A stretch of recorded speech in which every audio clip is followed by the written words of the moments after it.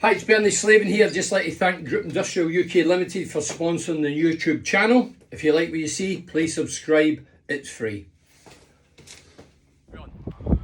So here I'm at Port Track. I'm here well, he used to be a young pro at Middlesbrough. Lad called Andy Burton.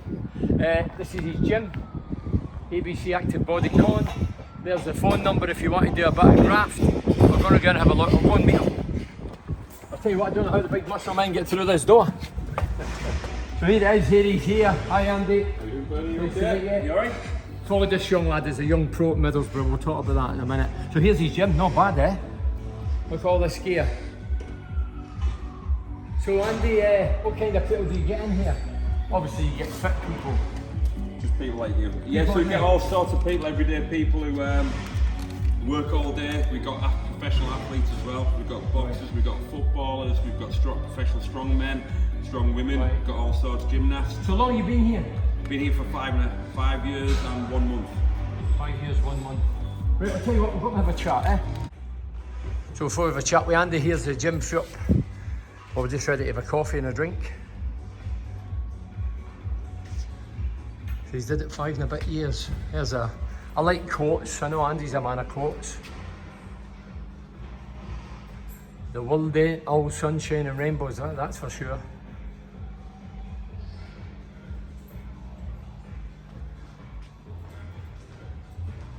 I wonder if Andy ever thought he was going to, turn into a bodybuilder and have his own gym. So say I'm here in, where is it, Port Track, isn't it? Port Track, yeah, and I'm here talking to Andrew Burton, introduce myself, coming through the door. 22 years ago, was it 22 years ago? You played in the Boro youth team? Yeah, it was, yeah, I think so. I followed your progression and whatever else, and can you believe that if you roll on the years, you've got your own gym and you're doing something totally different? It's crazy, obviously life takes you loads of different directions. Obviously devastated initially when I got released and had to go through a lot of years of getting to this point, but I always loved the gym, to be honest, when I was at Middlesbrough. Oh, did you? It was something I was really interested in. I mean, they talk these days, the modern player does loads of gym work, whereas in my day, obviously I'm older than you, hard to tell. No, I am looking old now. No, not at all. You look well built, you look healthy as. Back then, in my day, we didn't do a lot of gym work, but then I went to do chats with, we've seen Ben Gibson and Traore when he was at Middlesbrough, and I remember we were doing a publication for the strips. Yeah. It was a Hummel advertising, and I remember them taking their tops off. I think Rudy Justed was there as well. Yeah, Rudy Justed. And I thought, fuck me, they're all ribbed. Yeah. And I says to them, what is this for you? Because we were all fit, but we weren't ribbed. Yeah. So why is that now in the modern game, do you think? I think as time's gone by with technology, obviously people have seen the benefits of, players have got to be fitter, they've got to be faster, they've got to be less prone to injury. Although that doesn't obviously still see a lot of injuries. Yeah. I think the game's gone. Sorry about any choke there. don't be choking on camera. I think the game's got a lot faster.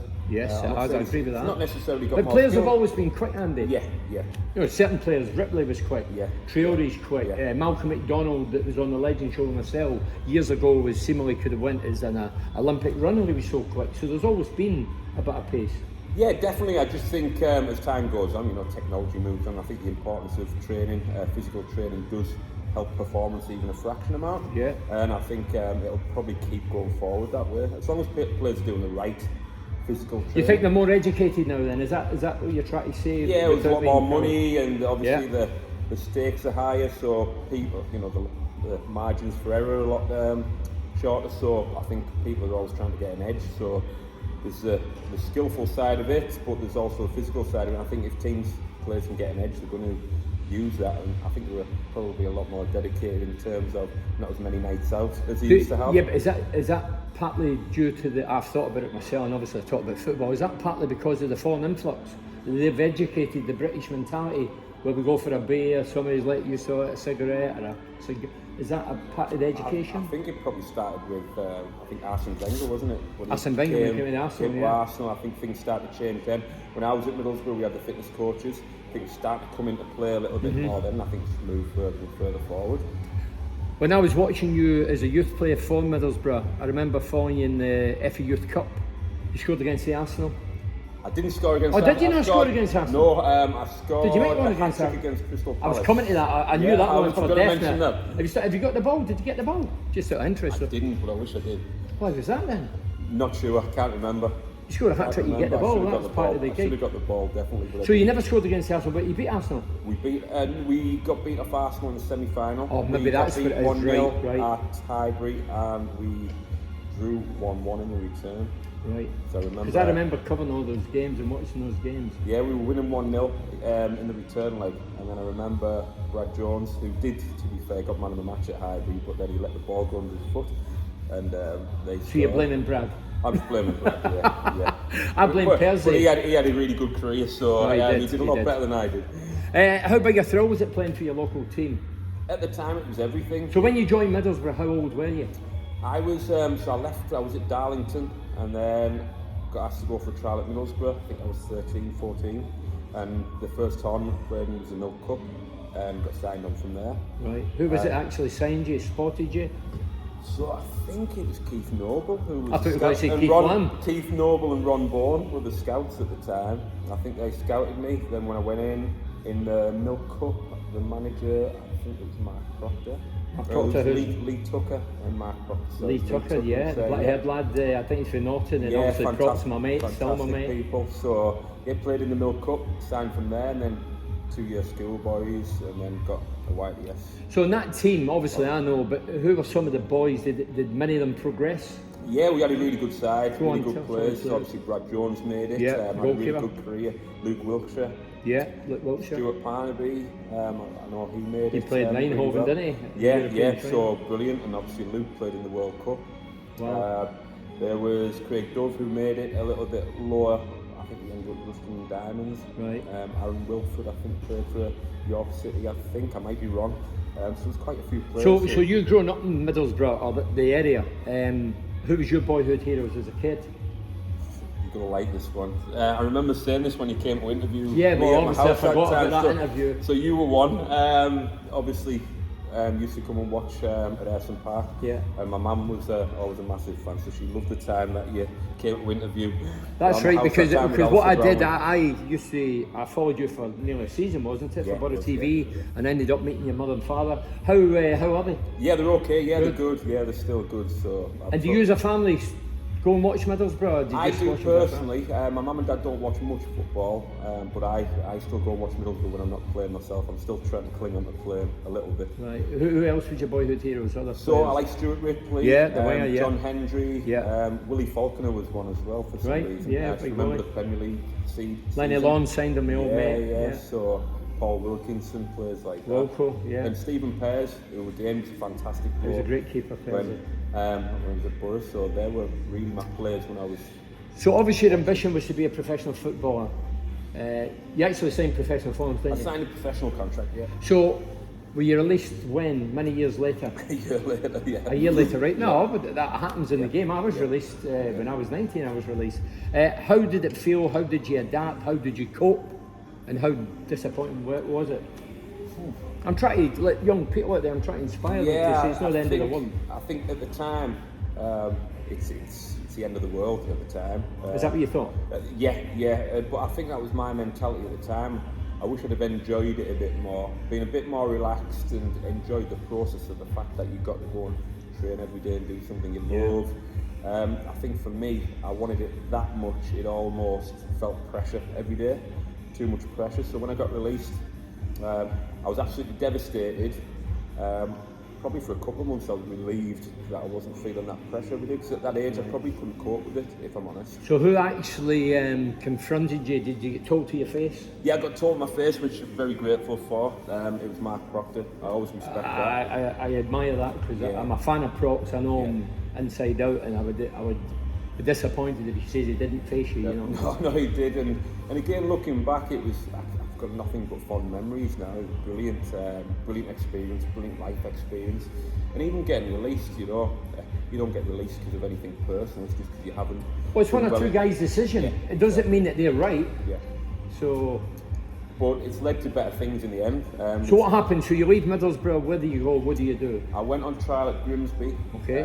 under, I think Paul Wilkinson was the reserve Oh, team right. manager. I was playing there, did quite well. My head, to be fair, I lost my head a bit at that point, so, but I was going back and forwards there, had some good games and didn't get signed on there, and then thought, well, this is it. I was going back playing Northern League football. For who? For Brandon United. Okay. We got a really good side at that time. Scored about 10 goals in 5 games. Wow. Doing well, then I broke my leg on September 11th.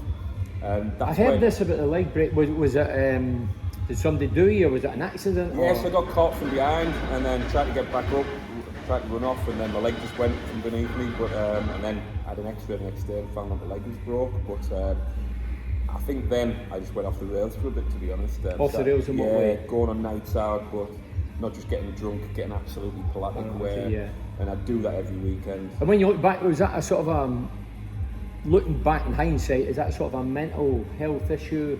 Yeah, I think at the time it's more so. At the age I was, I don't think I was emotionally mature enough to deal with the amount of pressure. I was probably putting on myself, to be honest, because it meant everything to make it. So I think I tried to block it out when I got released, because I was devastated, but you try and pretend you're not that bothered. For me, it was just going out drinking.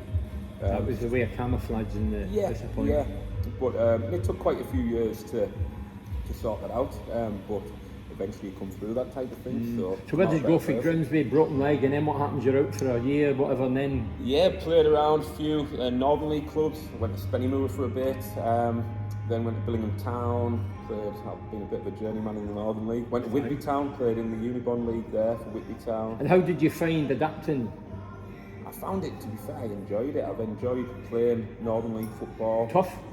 Yeah, I played a bit of that when I the physical side, but I love the fact that the fans can get involved. I was nowhere near as many of them. But you meet some fantastic people, Northern League, Unibond League, so yeah, I've loved playing.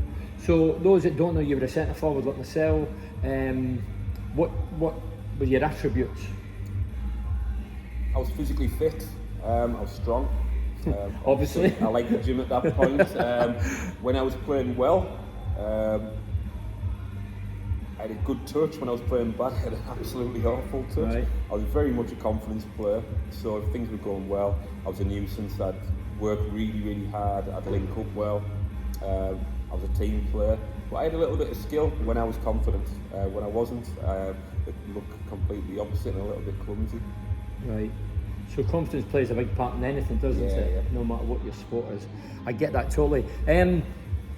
You, as you say, you were a journeyman. You went around a few clubs, Northern League. You went to Norton. Yes. And I remember reading at the time you collapsed. Can you remember much about that occasion? Or? I remember the weeks leading up to it. Had quite a intense job at that time, and I was getting chest pains. And then on the morning of the game, I felt fine, felt great. Doing the warm-up, there was about 1,600 people there watching. Wow. Against FC United. So it was a big day. And just in the warm-up, felt okay, and then went out to the start of the game, I felt as though I couldn't really breathe properly. Right. And then first 10 minutes, I felt even worse. Didn't help that they had a winger apparently who was lighting the pitch, so people thought it was attention seeking, but just trying to get off the pitch. But all I remember is someone trying to pass me the ball and trying to physically move and just being stuck literally in the spot, and then woke up in the change room with paramedics around me. Wow. Then got taken to the hospital, got tested, and it took quite a while to pick up the problem that was wrong with me. Do you think you were overdoing it? A bit of pressure, as you say. I think so, a little bit of stress, yeah. But again, it's not pressure that anybody. I used to always put the pressure on myself, so I was working too many hours, not sleeping enough. Problems that I've kept going at times since as well. But I think I was born with the problem, so it was just kind of made worse by the lifestyle I was living and the intensity that I was going at. So did you slow down on the back of that then? For a bit. You're not giving much away, are you? People who know me know I can be quite intense at times. I'm mellowing as I get a little bit older. I realise you've got to take care of your sleep, which is something I've had to work hard on improving. I'm the type of person who can work, Yeah, and sometimes forget to live. So I'm trying to. I've got better at that, but I calmed down for a spell. I had a few years where I calmed down, and then obviously tried to strive to get this. So yeah, so the gym. You say you've always been into gym work when you were a player. You did a lot of gym work. Could you imagine and see in the horizon you were going to own your own gym one day? I never thought owning my own gym was possible, if I'm honest. And again, I've had help off people, so I'm very grateful for the people, too many to name, who've been involved in helping me get to this point. But it got to a point where I was football coaching, and I loved that, but I never felt as though it was truly what I wanted to do. Sorry about the noise. I was going to say, somebody get machine gun next door. It's all good. So it's something I never really truly felt. I thought I wanted to I like football as a hobby. I didn't really want it as a job. In the end, so I love fitness, got into personal training, and then once I'd been in personal training for a spell, I had a good friend who opened a gym, and it just gave me the incentive to try and work hard to get your own. And how difficult is getting something that's off the ground? Yeah, exactly. I can only imagine to the outside, you know. Incredible, lots of hard work. Again, help off people as well. I can't say I did it all myself. Everybody needs help in life. Everybody needs a bit of help. But working 6 in the morning till 10 at night every day. Wow. Back-to-back sessions all day, every day. So when people come in here, do they actually do their own routine, or do you intervene and help them, or if they want help, or what is the? So we've got a bit of both in here. We some people just do their own thing. There's personal training as well. We've got personal trainers who work here as well. But also if people sign a membership up and they've got a specific aim that we can help with, we'll do programs for them as well. We've got group sessions that we help people with as well. So our aim is to not have millions of members, it's to have members who are using the gym and make sure every single one of them gets results as much as possible. And we don't really have people who sign up and then don't come in. We try and make sure people are using the gym. Becomes that a bit of an addiction. Yeah.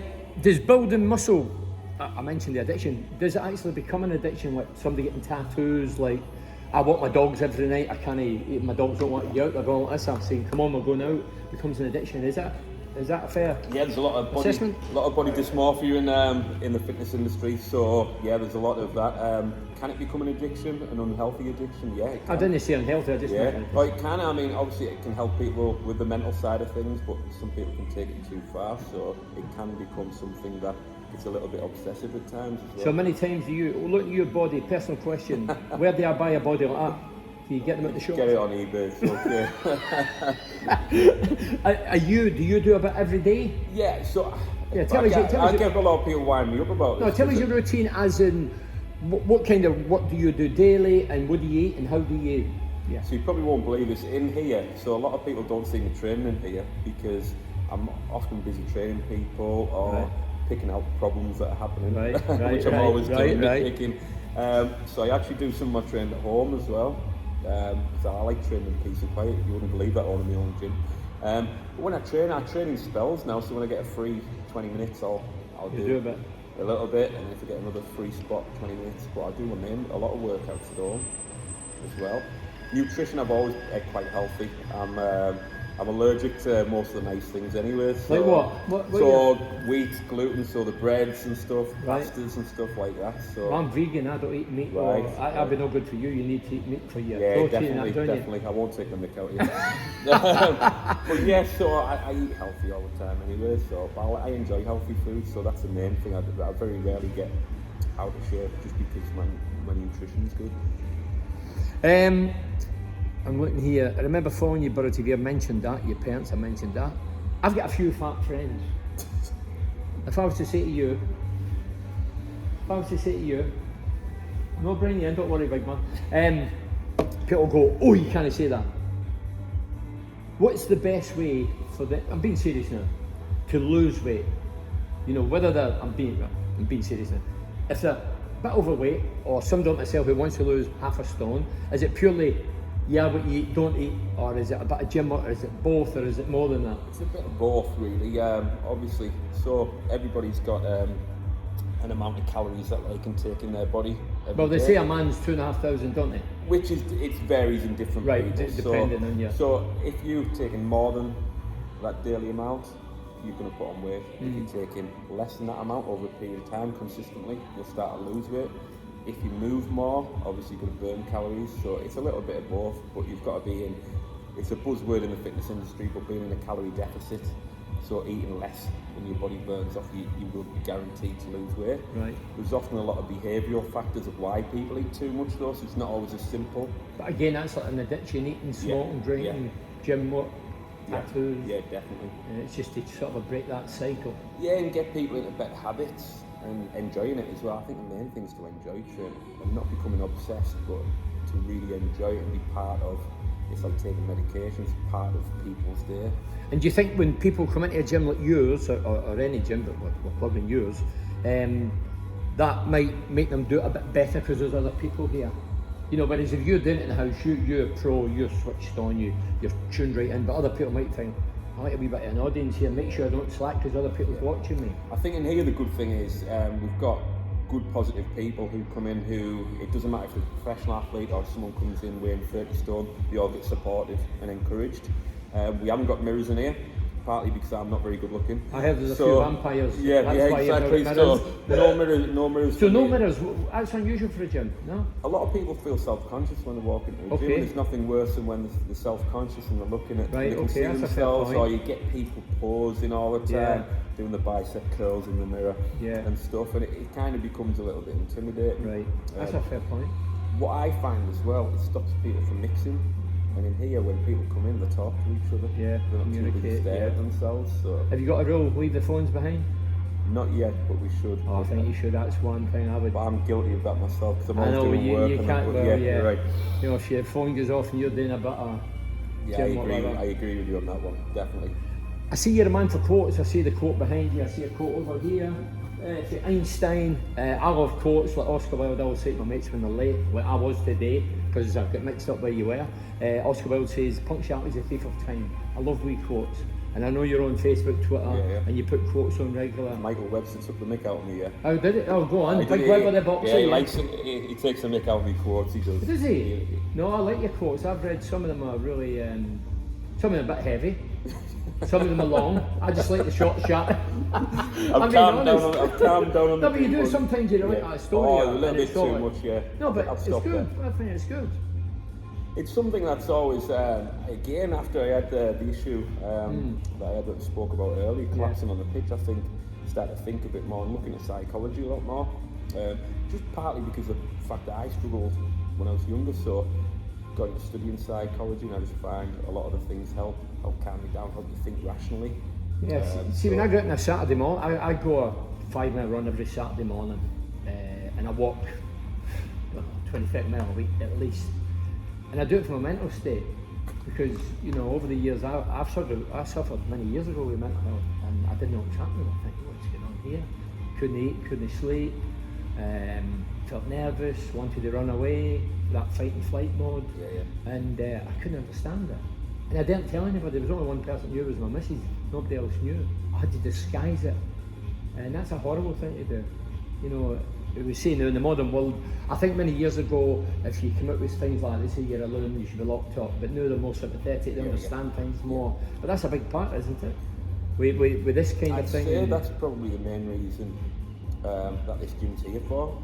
Obviously, we train a lot of different people, and there's a lot of people with different goals professionally. But I think the main thing is people go out of here feeling better than what they did when they come in. We've got a lot of people who suffer with mental health problems, myself included. Yeah, I get that.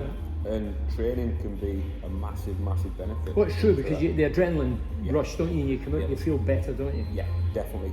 And that's the main thing. We can all want to be in a little bit better shape, but it's not just about that. It's about the mental side of things. Often, sometimes the people who are really incredibly strict, it can affect them negatively mentally. So it's getting that balance between getting fit, but obviously being mentally better as well. See, I find it intriguing talking to somebody yourself with your own gym who is a fitness, I was going to say freak, fanatic. Fanatic's a better word, no freak. Freak's probably, I'm a freak. Freak's probably You're a fanatic. Freak's probably about right. Yeah, I find it fascinating, you know, how the mind works and the body works, and what happens if you get an injury? Have you had many injuries doing the weights? Tons of injuries, yeah. And how do you you work prevent around them or it. try and prevent them? Or? Obviously you learn as you go along, and you first when you start training, your ego is quite big. Not big, but I come from a competitive background, so you always want to do better all the time. As you get older, sometimes less is more. So I try and just balance. I don't work quite as hard as I used to. Right. You don't actually need to do as much to get fit, as long as you've got your nutrition right. But injuries, for me, work around them. They're part of, when you played football, you'll pull a hamstring. Yeah, a ladder your tights in the modern game. You're out for 3 weeks. I'll not name names. But yeah, stuff like that, and try not to dwell on them, try and see what you can do rather than what you can't. But injuries are all part of it, but obviously prevention, warming up properly, stretching, which I don't do enough of. But stuff like that, really. I've got a special occasion coming up in August. I don't want to say what it is. I'll tell you private, but I can't tell this. I don't want these people to know. No disrespect. If I was to say to you, I want to lose £6, how long would that take me? Going with your guidance. £6, it all depends, but it wouldn't take long. £6, not at all. Would I do it in 18 days? You could lose £6 in 18 days, yeah. We're doing a bit of this and... You could do, yeah. No, I might put my name down for August, £6. I've yeah. lost 5. Trying to... Obviously you don't want to lose, if you had to lose 3 stone, depends on how heavy you are. You don't want to lose too much too soon, because you obviously start losing muscle mass as well. Yeah, I've not got any muscle, you but know me. You'll be fine. Well, you look like a bag of skin. So, somebody wants to join, how do they go about it? Yeah, so we've got a website, activebodyconditioning.co.uk. They can go on the website and they'll see all the information. We're always updating the website. They can contact the Facebook page as well, the membership links are there. We prefer them to ask us any questions and give them a phone call. So I like to speak to people, I'll meet up with them so we know it's right for them and they're right for us. We're not the type of gym who just do deals to try and get people in. We want people in who we can take care of and help. Okay, Andy, thank you very much. Football wise, are you back playing? Did I read somewhere a few weeks ago, one of the local rounds? Playing for Norton. So you're back at Norton? Still trying. I'm a bit too top heavy, so I need to lose a little bit myself. So how old are you now? Going on 40. So you're doing well, eh? Yeah, so trying your best. It's brilliant. But just need to get a little bit lighter for football, I think. And getting back to the wee scare when you were at Norton, you didn't need any operations or that? It was just... Yeah, I did. I had an operation. I had a procedure done. I had a monitor inserted in my chest to pick the problem up, and then I had to have a procedure done to get rid of an extra pathway that was there that was causing the problem. It's probably great that you're saying that, because people out there might say, hey, come on, doesn't stop you from doing what you want to do. Exactly. You're cracked on and you're super fit, 40, still playing. So try my hardest. I wish I was you, Andy. But I'm going to try and join you for August. Definitely. I'm going to put my name down and I'm going to come in. How many times you tell me to come in, I'm going to do Brilliant. it. And I want to look good. I don't know if that's possible. Is that possible? No. Right, Andy, thanks very much. Thank you. Cheers. Pleasure. Cheers. Pleasure.